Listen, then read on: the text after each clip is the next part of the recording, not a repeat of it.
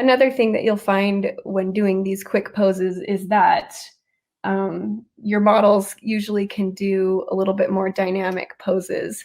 So that's fun. That's what I really enjoy.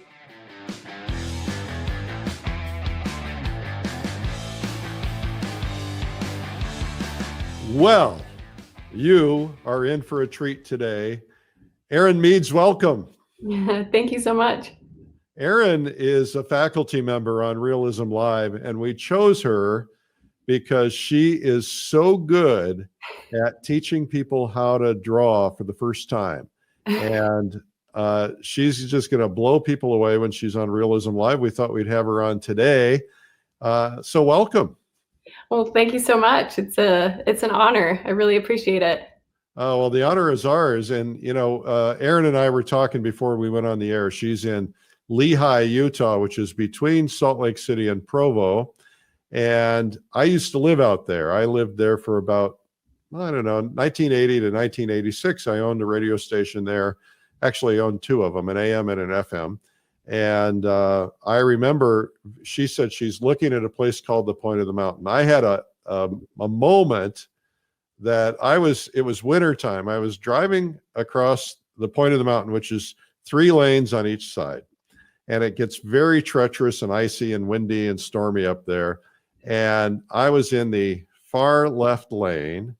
And all of a sudden I looked up and a semi-tractor trailer truck had crossed the median and was coming right for me. Oh, no. Thankfully, there was no car in the right lane, and I swerved over at the last minute. I missed that truck by an inch, and he hit the car behind me and killed the person. It was awful. Wow. So I felt like I got a new lease on life that day. Mm-hmm, for sure. Yeah. So Erin, well, that was kind of a downer, wasn't it? Anyway. You're good. Erin, what are we going to talk about today? All right. Well, I'm really excited to be here.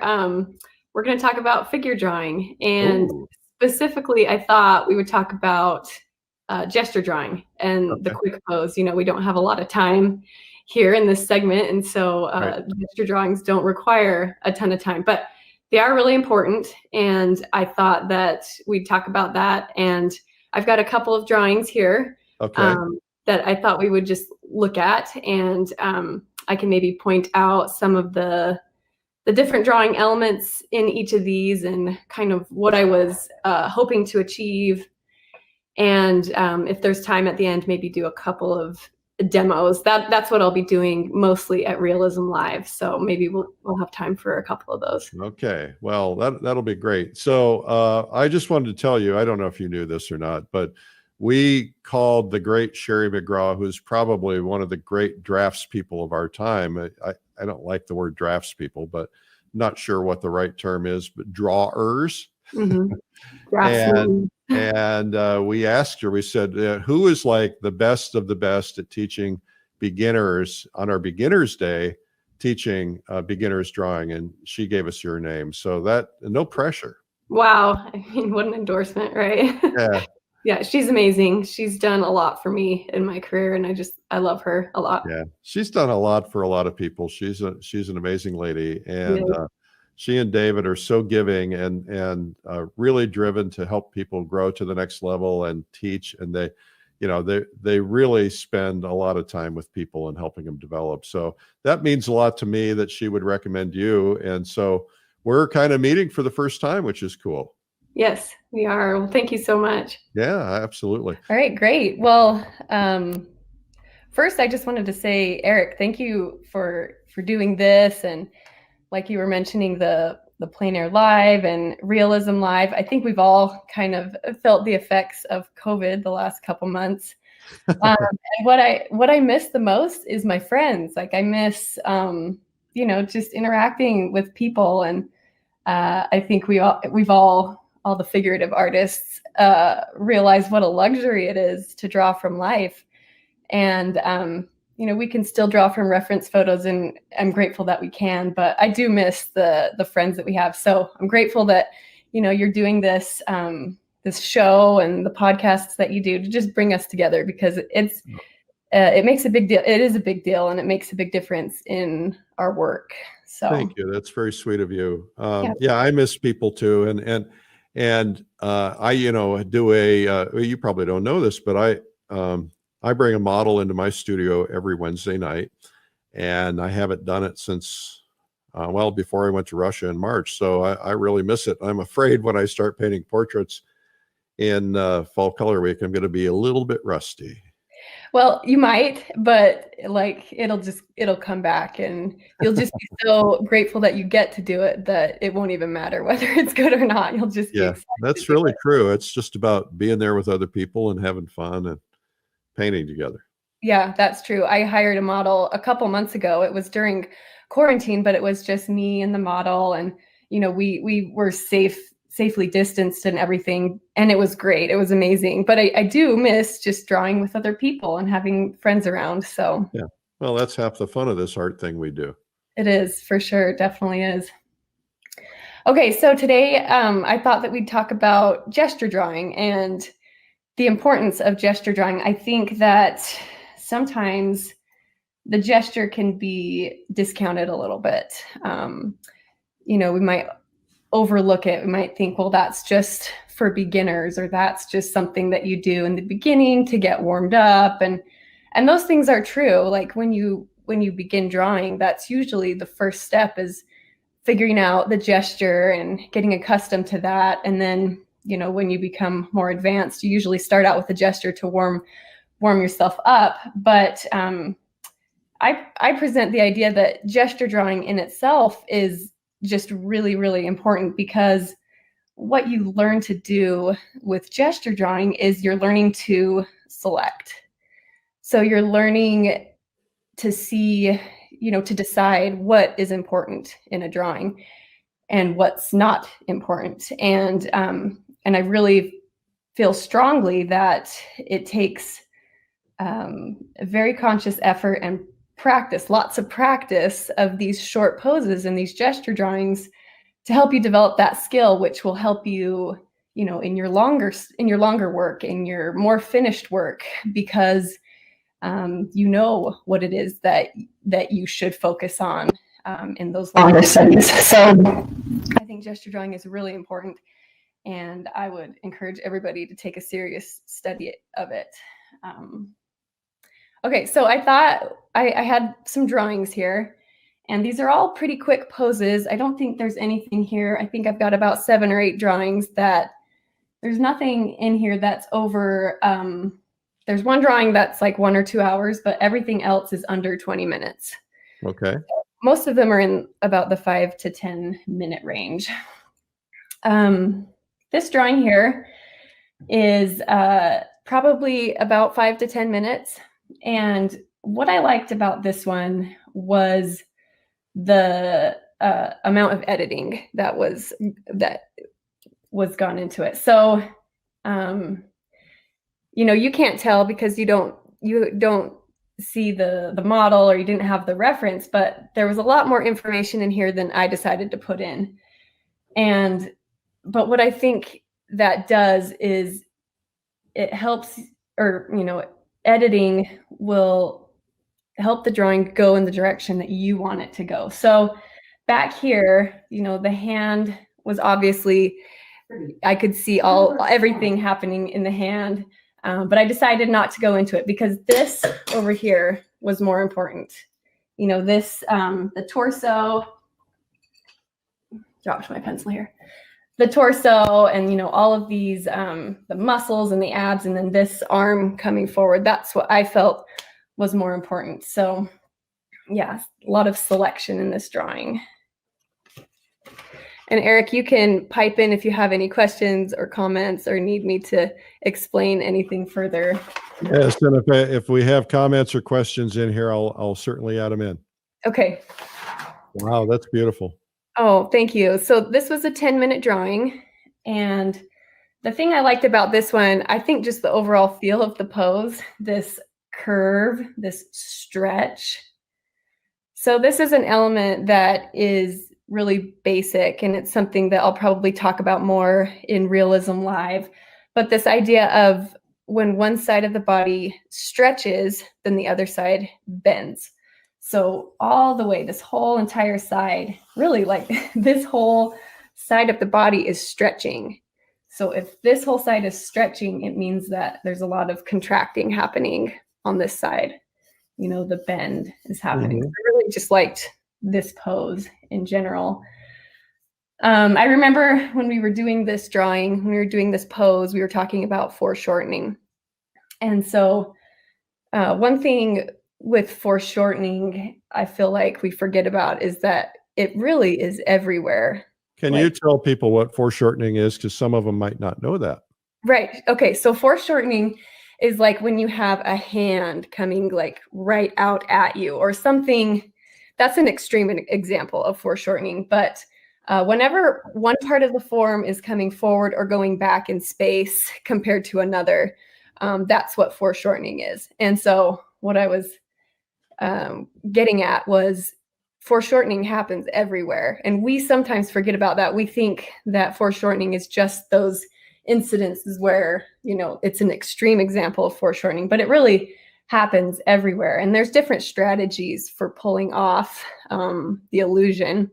You know, we're working on a two-dimensional surface. And so it really is an illusion that we're trying to pull off something coming forward or going back.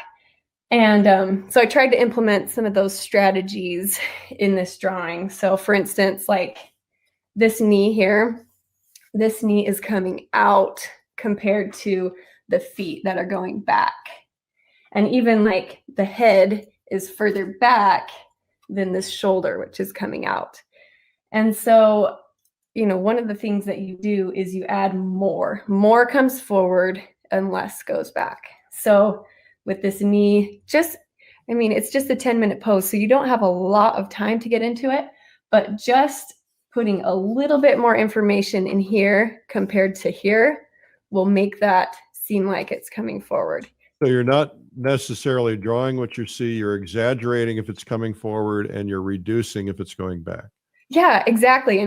And that's what drawing is about, and what gesture drawing is about specifically is being able to, you know, select, because I'm going to see this information just as well as I can see this, but I'm going to decide to put more here and leave this a little bit less.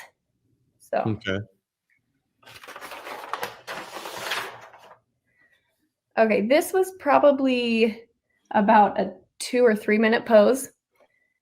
And I think the thing that I like the most about this was just the confidence in the mark making. And that's also why I love short poses, these 2 or 3 minute poses, is because it kind of takes the pressure off of yourself. You kind of tell yourself, I've only got 2 or 3 minutes to do this, so I might as well get in there and be as confident as I can. And if I'm wrong, if I mess up, I can learn from it. And those mistakes are actually really helpful for you when you do make them. But I think just getting in there and making some really confident marks does a lot. And Eric, you mentioned exaggeration. That's another thing that I suggest, just exaggerating curves when you see curves. So if you see something that is has a curve, you make it more curved. Or if you see something that's kind of leaning, you make it more leaning, because our brain tends to want to straighten things out. And so if we draw exactly what we see, it's not always, I would say if we draw a little bit more exaggerated than what we are seeing, it actually comes closer to the truth. At least that's what I've found in my work. So yeah, I just liked the confidence and the mark making here. If I was doing a longer pose, like maybe, I don't know, 10 minutes or 20 minutes, I probably wouldn't go in quite as dark or quite as heavy with these lines. I'd want to go in with a little bit lighter touch, just so I have some value to work with. But with a 2 or 3 minute pose, you can get right in there and make some dark and confident marks.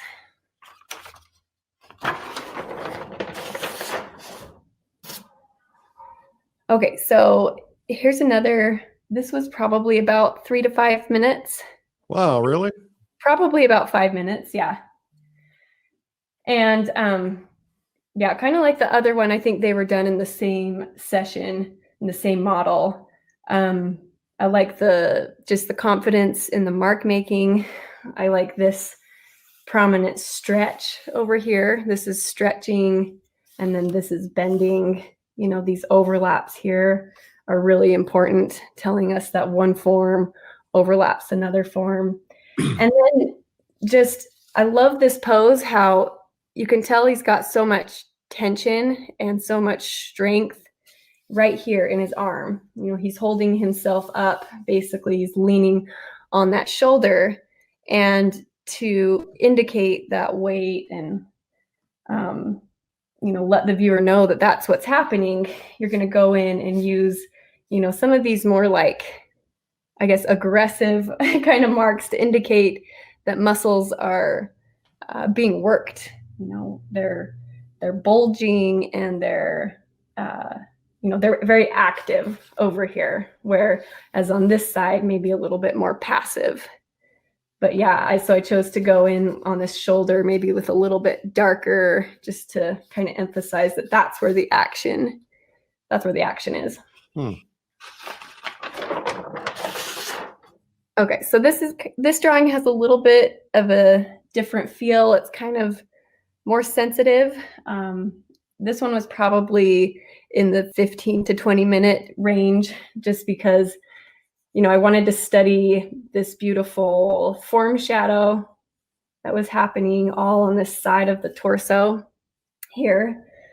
Obviously, I saw a lot right here, but this is what I wanted the drawing to be about, right? This is what I wanted to study. And I think that's also another beautiful thing about drawing is, at least for me, I kind of see drawing as more of an opportunity to just study and to become more familiar with the figure. It's my opportunity to do that, more than like trying to get a beautiful finished product.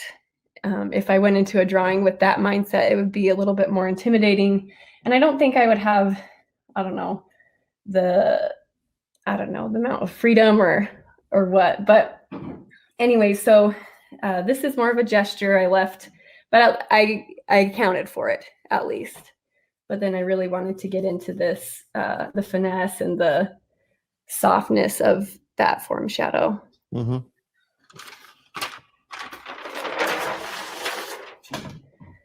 Okay, so this is probably about a 5-minute pose, maybe like a 3 to 5 minute pose.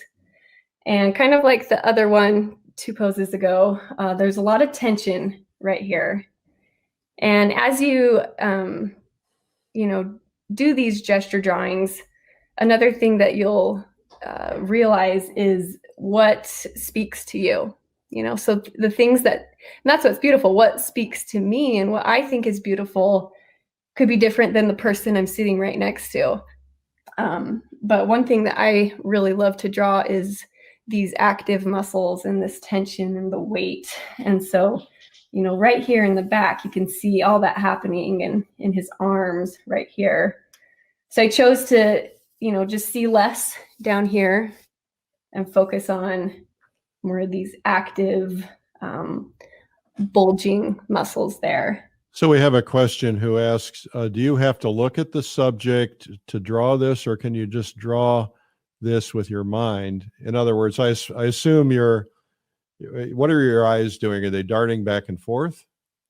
Yeah, well, that's a good question. So in essence, everything that you draw is actually from memory, because as you look up at the model, you know, there's a split second, there's that brief second that you're not looking at anything anymore. So you're actually relying on your memory.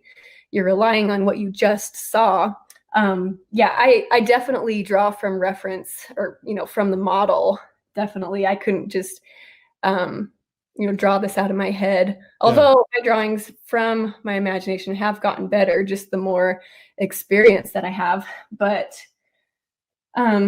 yeah, so I do look up at the model, and you kind of just try to I guess, increase your visual memory bank is what I kind of like to refer to it as. Every time you're looking at the model, you are increasing, your memory bank. You're increasing that knowledge that you have of the figure and the understanding that you have of the figure. And that's another reason that I love these short poses, is because you can literally add hundreds of poses, hundreds of drawings to your visual memory bank as you do these quick poses, which I think is so valuable. And yeah, it just increases your understanding. All right.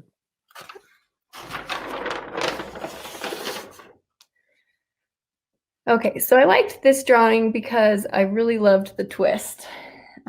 This twist in the torso, the kind of thrust of the hip right there. Another thing that you'll find when doing these quick poses is that your models usually can do a little bit more dynamic poses. So that's fun. That's what I really enjoy. And But they can't hold them for more than 5 or 6 minutes. right. Yeah. So, a pose that a model can hold for 2 or 3 minutes, they can't hold for 20 minutes. So, yeah.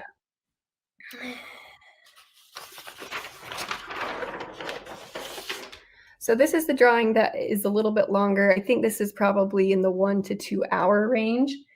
And I included this one to just show you kind of where your gesture can take you. Your gesture kind of serves as your vision, or almost like your main idea, to the drawing. And I think a lot of times we get into a drawing, if it's any longer than like an hour, and we forget about the gesture, we forget about the energy and the life, and really what's most important about the pose. And so it's really important for us to trust the gesture, trust that that's the energy, the essence, the spirit of the model, and rely on that throughout the rest of the time that you've got. And even in a longer drawing, you do a lot of editing, you do a lot of selecting. I kind of liked this theme of just this whole side of the body, and that's kind of what I wanted to focus on. I got into the elbow here and up into the hand, and then down here and into the face. But I left this more unfinished because it really was more about this front area. One thing I also wanted to mention, some people may question and say, well, with this selecting and this editing, are you really portraying the truth? And I think that's a really good question. Are you really portraying the truth in that you don't include everything that you actually see? Like, is that deceiving, or are you being deceptive by doing that? And I think that you're not, because, just like in life, I mean, we have the choice to focus on, the good things, and focus on positive things, or focus on negative things if that's your choice. But as you do that, that becomes the way that you see, and that becomes your reality.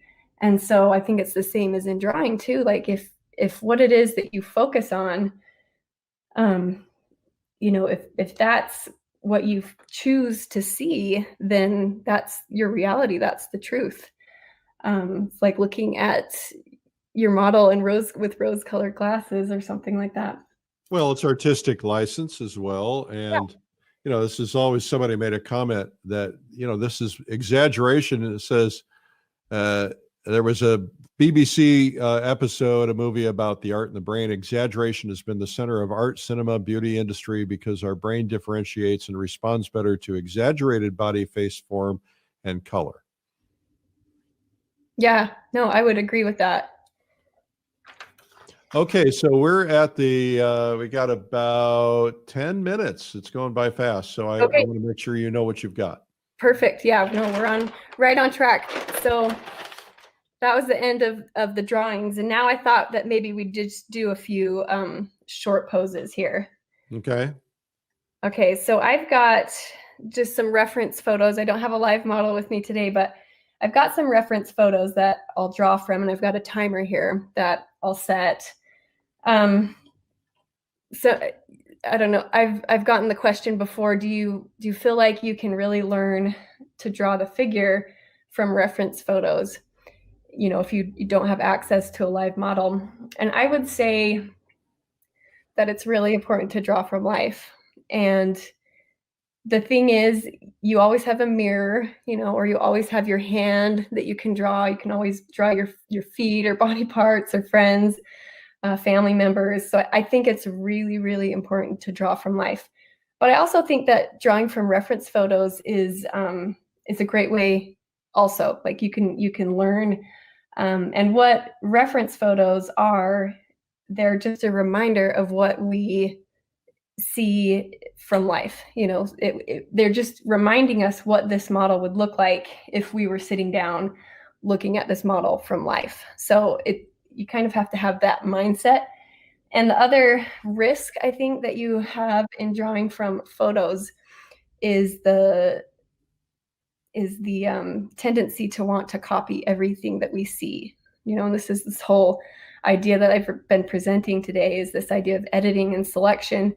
And so, you know, we just have to have the mindset that this is a real person in front of me. You know, I've only got a limited amount of time. What am I going to choose to select and to include, and what am I going to, you know, not include here? So we'll just start out with like maybe a 2 or 3 minute pose here. Okay. Any chance we can see your reference just so you can? Yeah, you can see it on your phone. Okay. Okay. All right.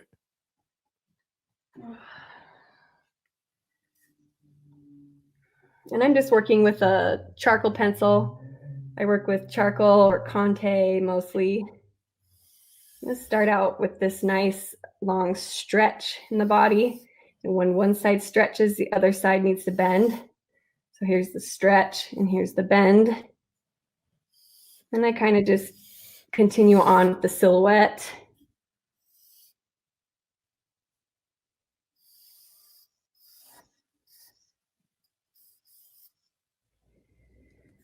So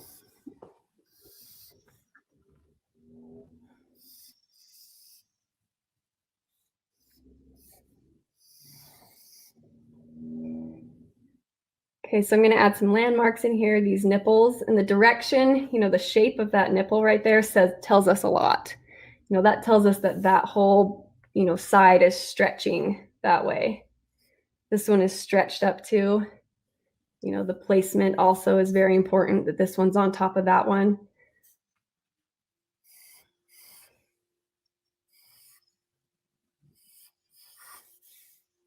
Move down here.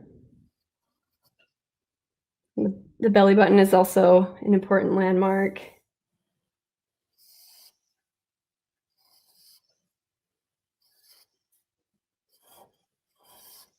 You can see that my initial, you know, silhouette there kind of gets swallowed up the more time that I have and the more editing and the more refining that I do.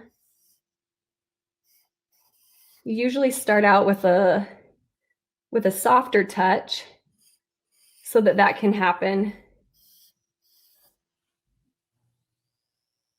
Get in here with, you know, some of the shadows.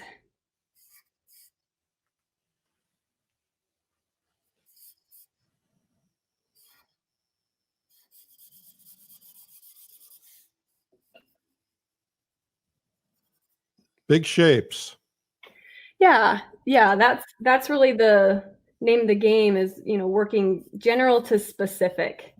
You know, we want to start out very general, very, very large in the beginning, and then we'll move to more specific as we have more time. So that's about 2.5 minutes there. I'm going to get in with my white and just indicate some of these plane changes. You know, the light source is coming from over here, so all of the top planes and the side planes are going to be lit.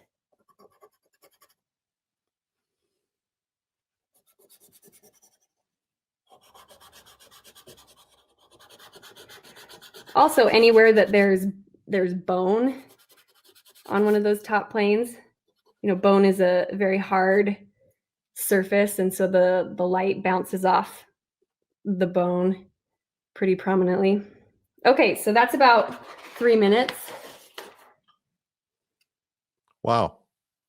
So we'll go on to, maybe we have time for one more. Yep, we do. So this is just going to be like a torso study. Okay. Sometimes I just, take a portion of the body and study it on these quicker poses so that, I have more time to just get into what it is that I want to study. I'll take that opportunity. So just like on the last one, I'm going to start with a stretch on this side and a bend on this side.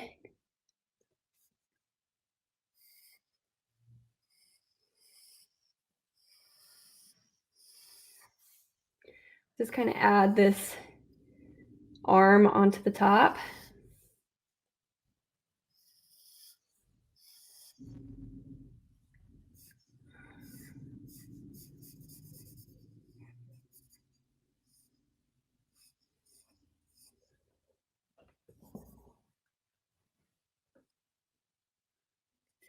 These overlapping lines bug you, you can just quickly go in there and, erase them out.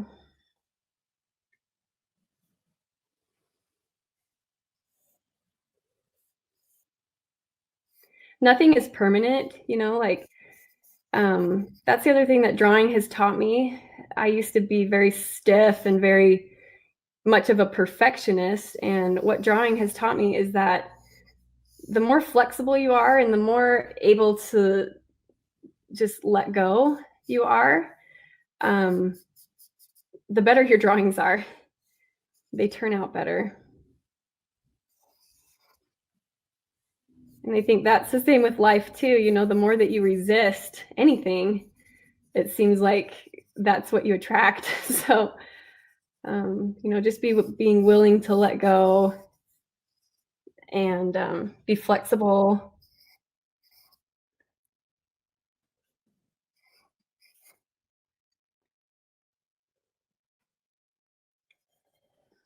Some of these lines that I put down in the very beginning I don't end up with them, but they serve the purpose in the beginning.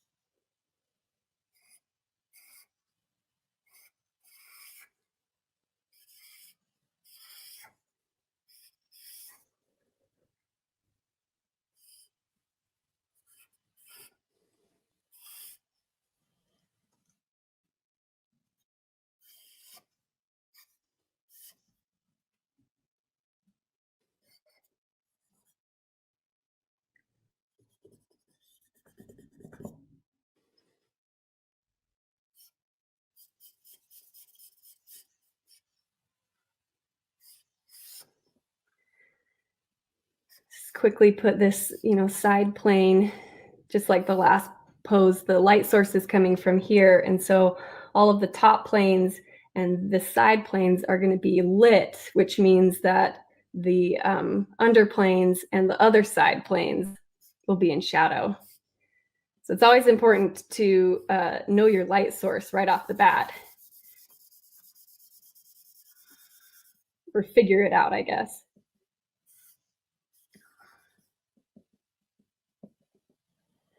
And this should all be pretty soft because it's on the light side. It's the form shadow here.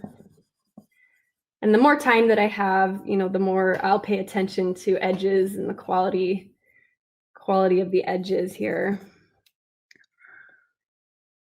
Probably only have a couple minutes left. Yep. Okay.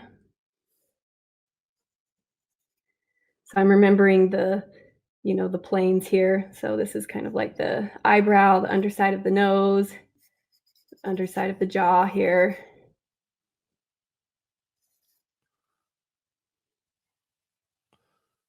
So what are you going to be teaching on Realism Live? So I'm going to be getting into some of these elements a little bit more in detail. We didn't have time to, get into today. And then I'll just be doing a bunch of demos as well. Okay, terrific.